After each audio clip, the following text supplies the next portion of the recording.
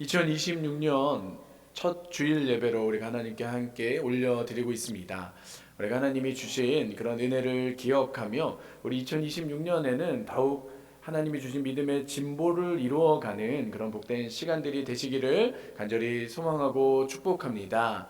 하나님이 주신 기쁨으로, 하나님이 주신 능력으로, 하나님이 주신 예배함이 더 굳게 세워지는 저 여러분이 다 되시기를 바랍니다.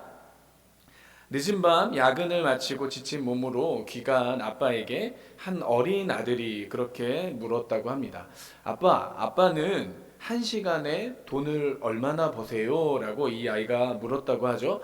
그러자 아빠가 피곤한 몸을 이끌고 이제 하루의 일과를 마치고 집에 왔기 때문에 굉장히 짜증이 났던 거죠. 그래서 이 아들에게 그걸 쓸데없이 왜 물어보니? 라고 그렇게 아이에게 다시 질문을 던집니다.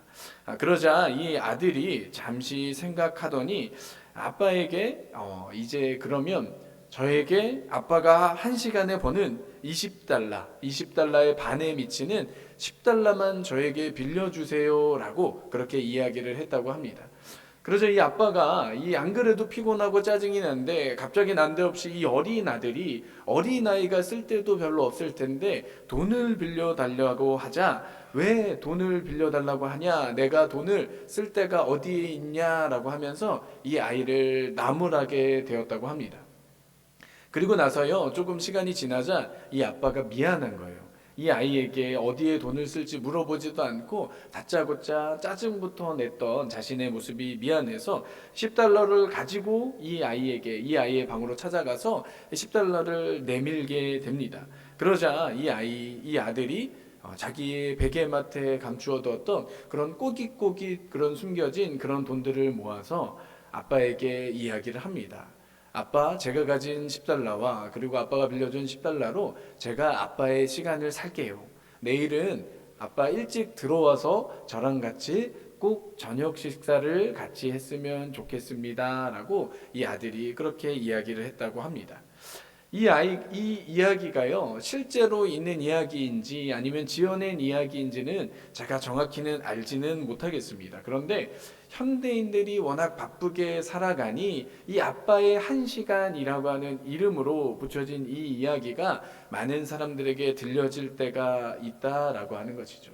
대부분의 아빠들은 이 이야기를 들으면서 많은 생각에 잠길 것 같습니다. 왜냐하면 이 사랑하는 자녀에게 필요하고 중요한 것이 있다라고 생각을 하는데 그것을 이루기 위해서 그 시간들이 필요하기 위해서라면 반드시 우리가 살아갈 때 이 돈이라고 하는 것이 필요하기 때문이죠. 그렇기 때문에 이 자녀가 원하는 것을 이루어 가기 위해서 열심히 고생하며 일을 하고 돈을 벌어서 이 아이를 지원해 줘야겠다. 이 아이가 원하는 것을 이루어 줘야겠다라는 그런 생각을 하고 있다는 것이죠.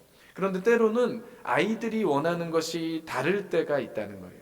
부모님이 원하고 부모님이 필요하다라고 여기는 것과 이 자녀들이 원하는 것에 이런 큰 차이가 있을 수 있다라고 하는 것입니다.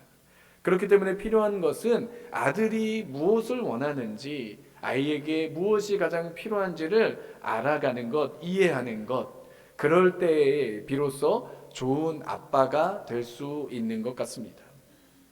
우리가 올해의 표어를 하나님이 받으시는 예배, 하나님이 찾으시는 예배자라고 하는 그런 제목으로 정하게 되었습니다.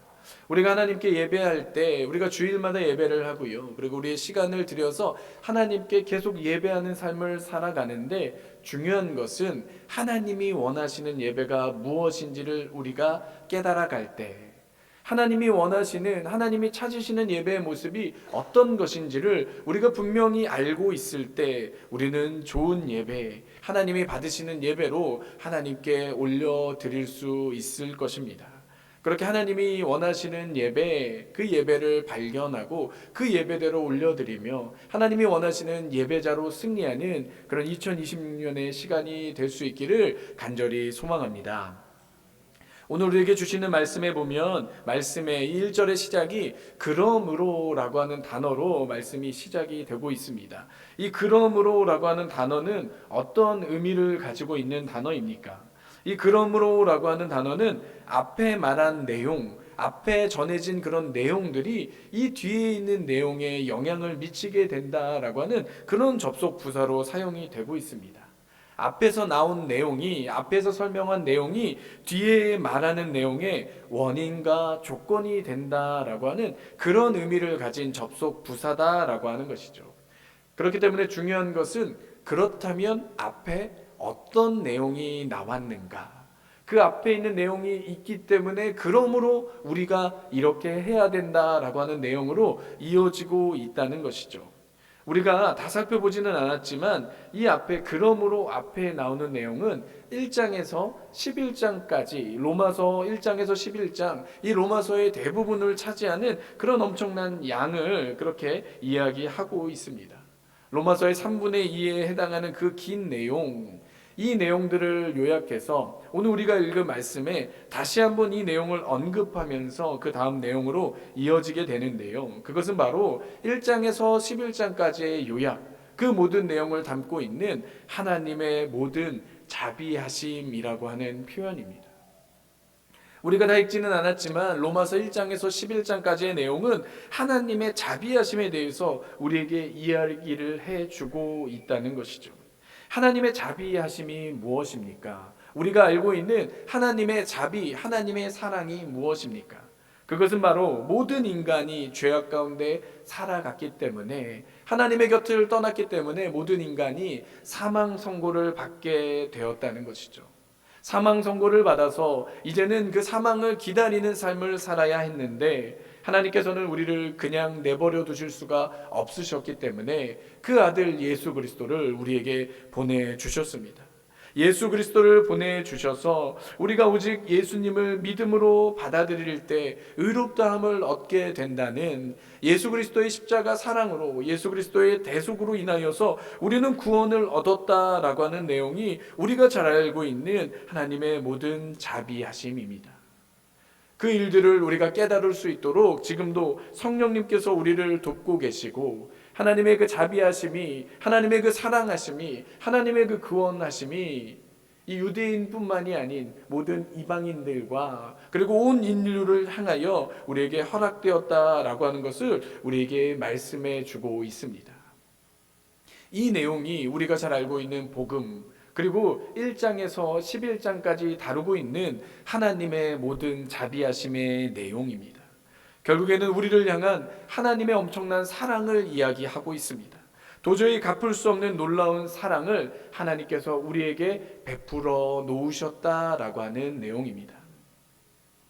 우리의 믿음 생활이 바로 여기에서부터 시작이 됩니다. 우리가 믿음 생활을 할 때, 우리가 하나님께 예배함으로 나아올 때 때로는 우리가 착각할 때가 있습니다. 우리가 하나님께 무엇인가 대단한 것을 올려드리는 것처럼 우리가 우리의 아까운 시간과 우리의 마음을 하나님께 무엇인가 대단하게 올려드리는 것처럼 착각할 때가 있다는 것이죠.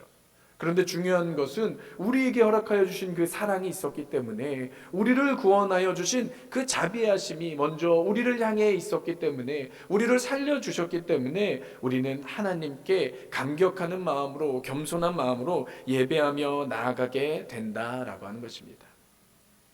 제가 고등학교를 다닐 때 한 친구가 있었는데요. 그 친구가 가정적으로 참 어려운 일을 당하게 되었습니다.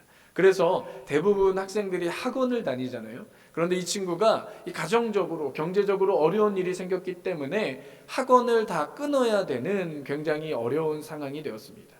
그런데 이 친구가요, 이 선생님들과 굉장히 친하게 지내는 이 넉살이 좋은 친구였거든요. 그래서 어떻게 선생님들이랑 이야기를 하다 보니까 자신이 굉장히 어려운 형편과 상황에 처해 있다라고 하는 것을 선생님에게 하소연을 하게 되었습니다. 그래서 친한 선생님들이 이 친구의 사정을 알게 되었는데 그 중에서 한 선생님, 이 선생님이 어느 날 이제 하굣길에 귀갓길에 집으로 돌아가는 길에 이 친구를 우연히 만나서 함께 걸어가게 됩니다. 그리고 나서 신호등에서 이제 건널목에서 이 친구의 가방을 갑자기 열고는 한 봉투를 내밀고 그리고 나는 모르는 거다라고 이야기를 하시면서 반대편으로 묵묵히 걸어가셨습니다. 이 선생님은요, 이제 말씀이 별로 없으신 분들 계시잖아요. 그래서 학생들이 사실은 가까이 하기가 쉽지 않으신 그런 선생님이셨어요. 말수가 워낙 적기 때문에 굉장히 무섭고 화를 내시는 분은 아니시지만 굉장히 표정이 무뚝뚝하고 그리고 말씀 자체가 없다라고 하는 것이 접근하기 어려움을 가지고 있었기 때문에 학생들이 좋아는 하지만 대하기는 어려운 그런 선생님이셨습니다. 그런데 이 친구가 집에 가서 봉투를 열어보니 학원을 다닐 수 있을 만한 그런 금액이 들어 있었다고 합니다. 이 친구의 형편이 어렵다라고 하는 것을 듣고 그 선생님이 티도 내지 않고 조용히 봉투를 넣고 계시다가 우연히 이 친구를 만나서 전해주는 그런 큰 사랑의 이야기를 들은 적이 있습니다. 이 이야기를 옆에서 지켜본, 이 이야기를 살펴본 저에게도 큰 감동으로 다가오게 되었습니다. 누군가를 향한 묵묵한 사랑, 누군가를 향한 이 사랑 때문에 이 힘이 없고 좌절하고 넘어져 가던 어떤 한 사람이 다시 힘을 낼 수 있고 다시 용기를 낼 수 있고 다시 삶의 모든 부분들을 세워갈 수 있는 것이 아닌가라는 그런 생각을 하게 되었던 것이죠. 이 이야기를 살펴보며 그 이야기를 지켜보며 한 사람을 향한 그 사랑과 그 이 자비가 한 사람에게 큰 영향을 줄 수 있겠구나라는 것을 생각해 보는 그런 시간이 되었습니다. 그런데 우리를 향한 하나님의 사랑은 이런 사랑과 비교할 수 없는 그런 놀라운 은혜와 사랑이었습니다. 어려움 가운데 하나님이 아니고서는 결코 구원받을 수 없는 그런 상황 가운데 예수님께서 찾아오시게 되었습니다. 우리는 그 사랑 때문에 구원을 얻은 사람들입니다. 죽어야 하는 우리를 위해서 하나님의 아들인 예수님께서 친히 이 땅에 내려오시게 되었고 우리를 위해서 십자가를 지시고 대신 돌아가시고 부활하심으로 우리는 구원을 얻게 되었습니다. 우리는 이 땅을 살아갈 때 우리의 힘과 능력으로 살아가는 것이 아니라 이제는 하나님이 주신 능력과 하나님의 인도하심과 하나님의 보호하심 가운데 살아갈 수 있게 되었다라고 하는 것이죠. 그 사랑을 우리가 깨닫게 되면, 우리를 향한 그 사랑을 우리가 만나게 되면 우리는 이전과는 다른 삶을 살아갈 수밖에 없습니다.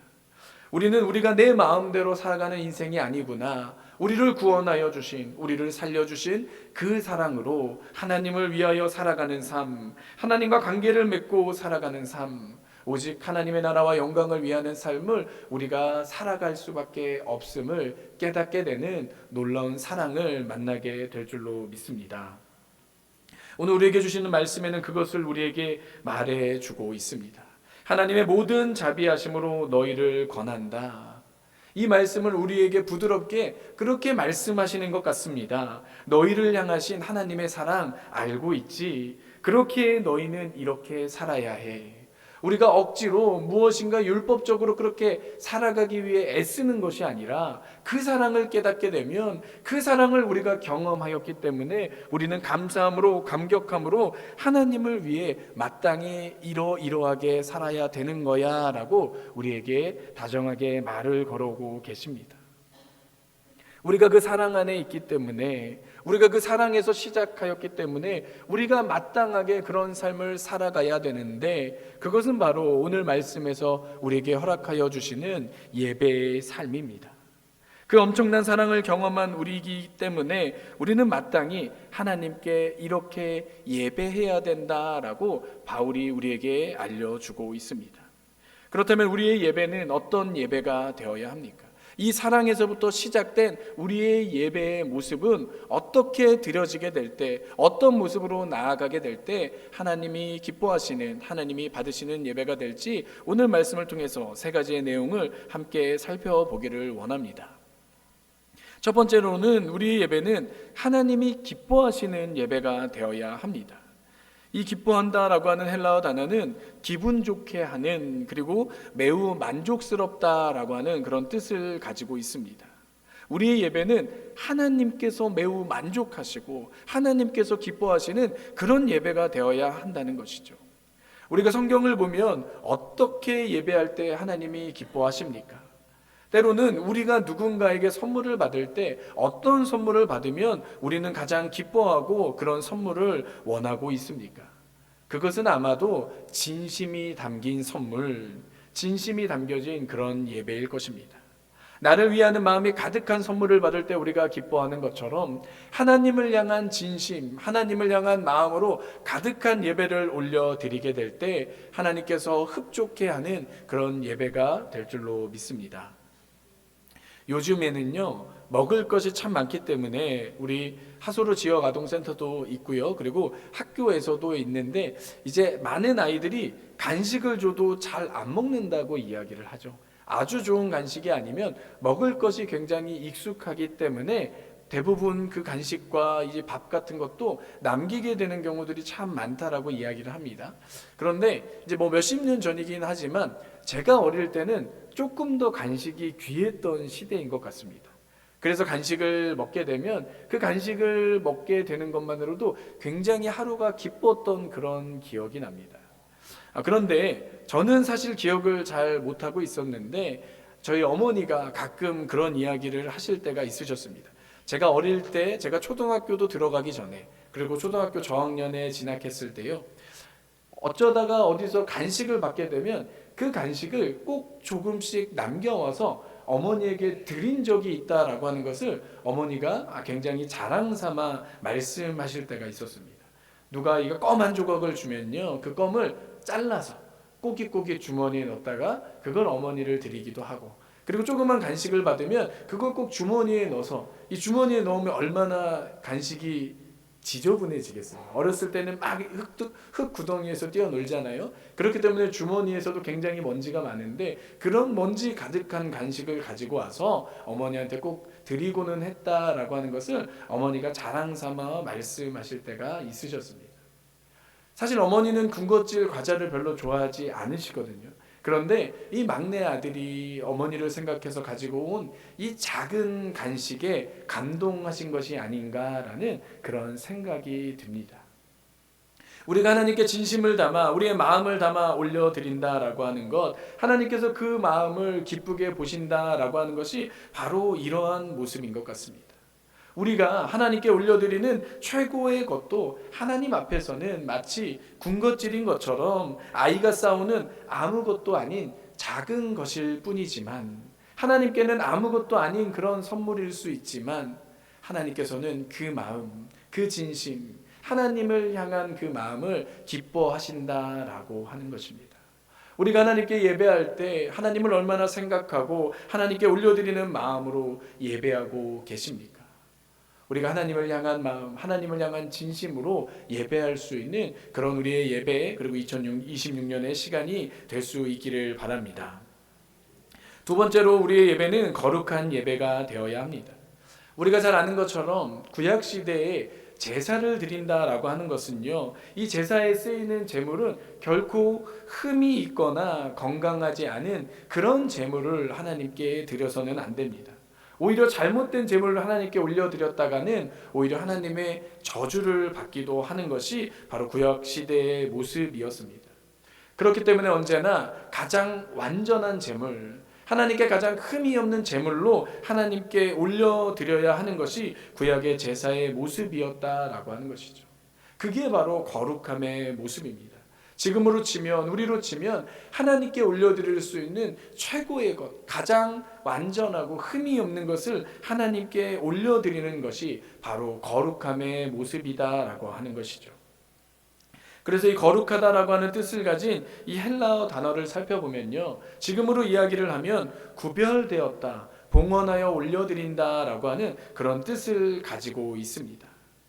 하나님이 보시기에 가장 흠이 없고 괜찮은 예배, 하나님이 받으실 만한 예배는 사실 우리가 준비한다고 되어지는 것은 아닐 수 있다라고 하는 것이죠.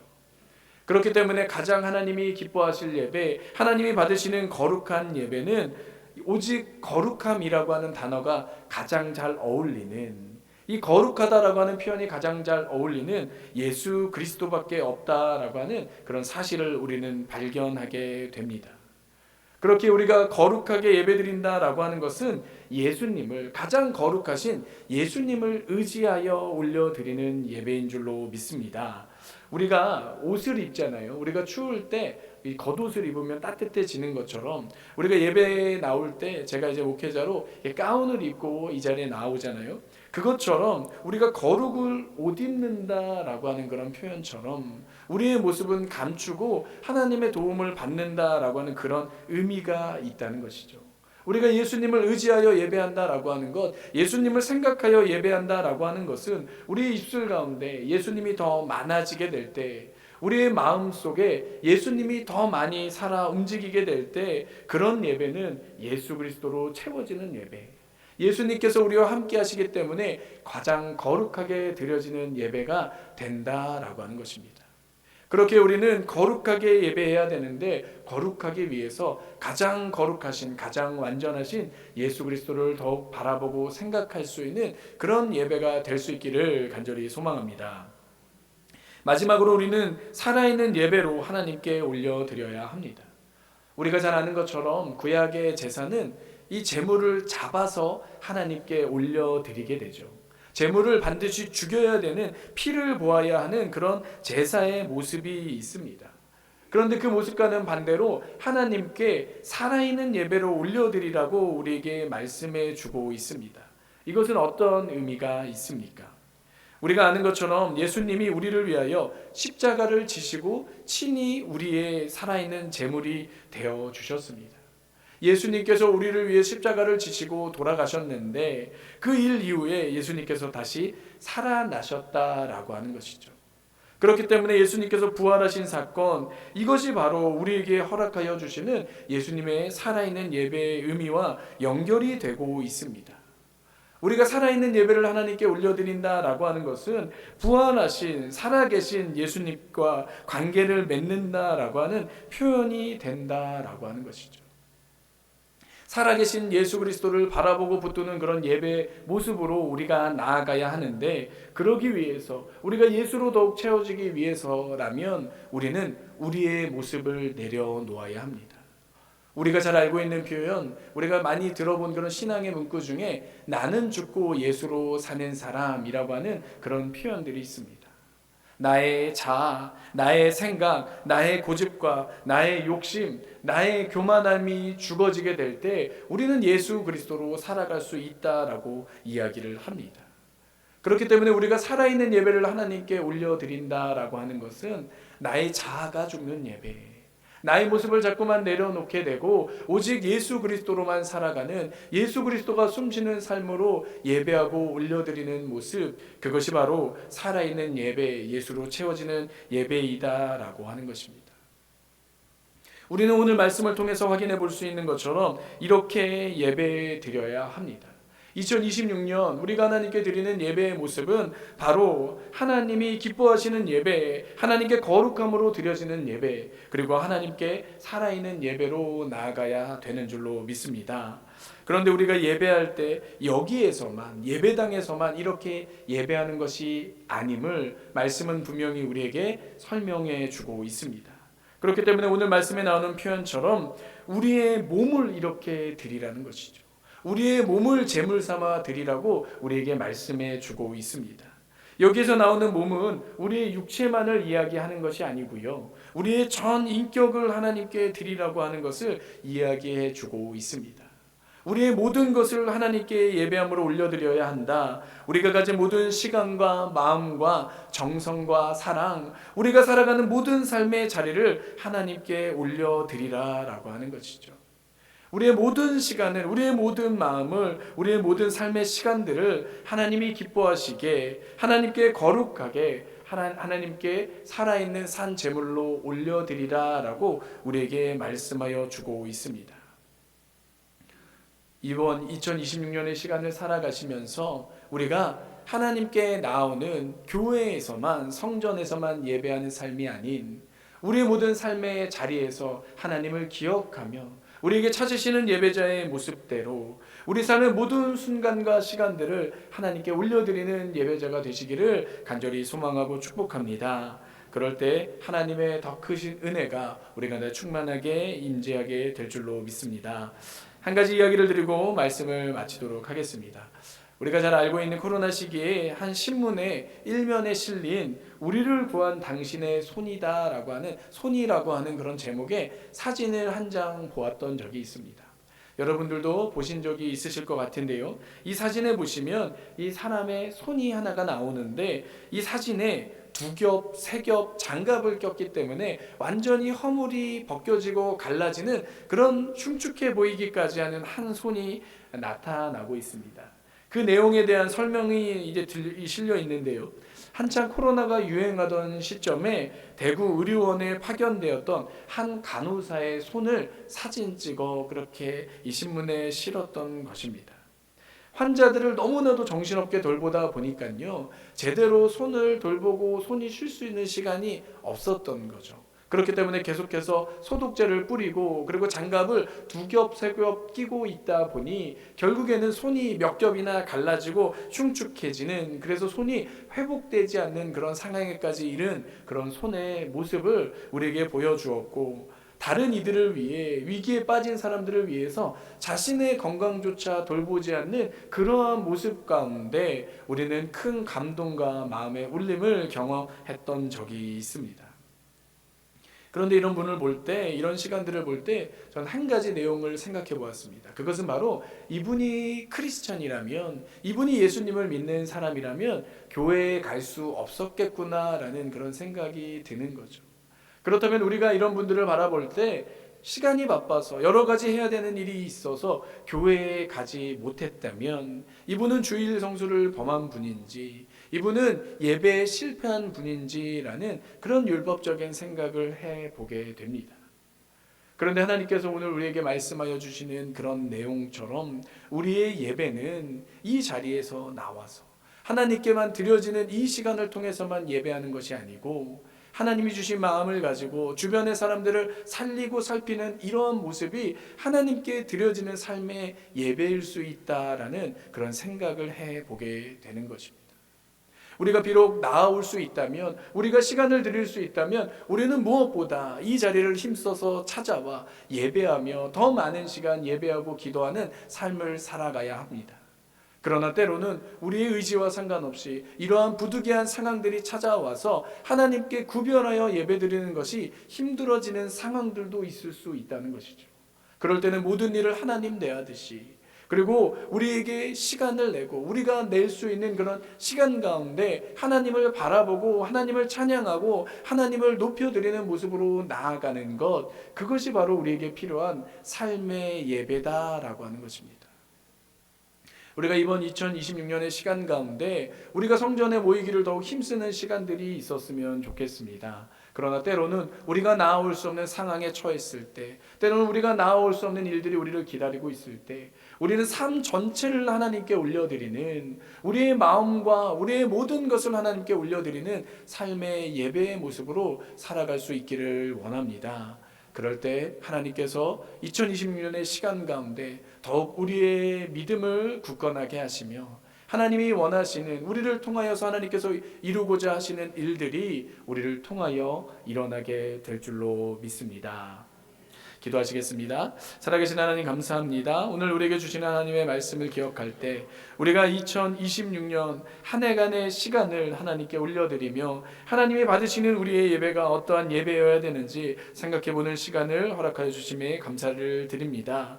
하나님, 우리의 예배가 하나님이 기뻐하시는 거룩한 산 제물로 드리는 그런 예배가 될 수 있기를 원합니다. 우리가 예배당에 나와서만 예배하는 것이 아닌 우리의 모든 것을 하나님을 위해 기꺼이 올려드리는 복된 삶이 될 수 있게 하여 주시옵소서. 그래야 해서 이번 한 해의 시간은 더욱 하나님의 사랑을 깊이 깨닫고 그 기쁘신 사랑 때문에, 하나님의 모든 자비하심 때문에, 그러므로 이렇게 예배하는, 그러므로 그렇게 살아가는 놀라운 은혜가 우리 가운데 더 충만하게 임할 수 있게 하여 주시옵소서. 그렇게 행하여 주실 주님께 감사를 드리오며 사랑이 많으신 예수 그리스도의 이름으로 간절히 기도드립니다. 아멘.